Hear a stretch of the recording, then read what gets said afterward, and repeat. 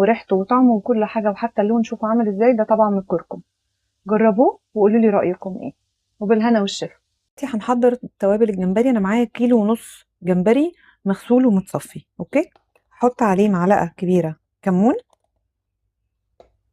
نص معلقة كزبرة،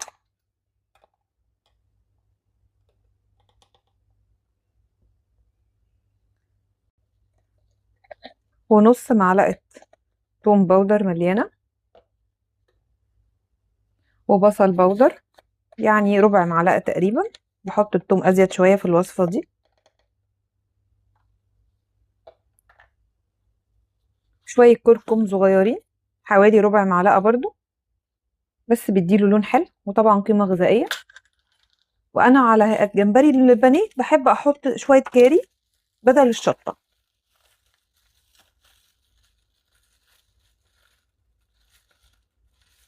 ربع معلقة صغيرة اهو. اوكي، عشان ما يبقاش سبايسي، بس عشان ايه اللي مش بيحب سبايسي. نعصر عليهم ليمونتين.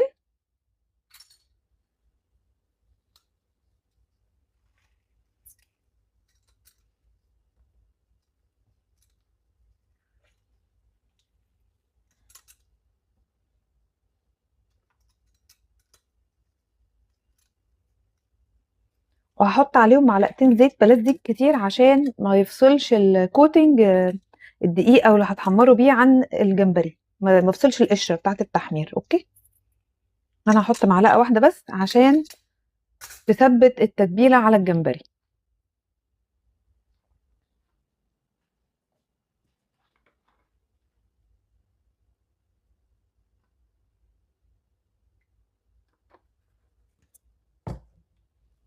نقلبهم مع بعض دول اهو.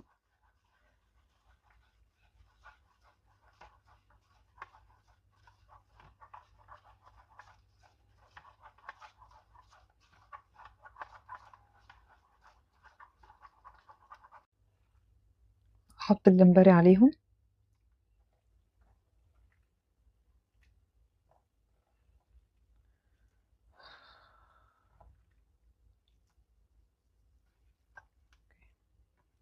اقلبهم بايدي جامد كده،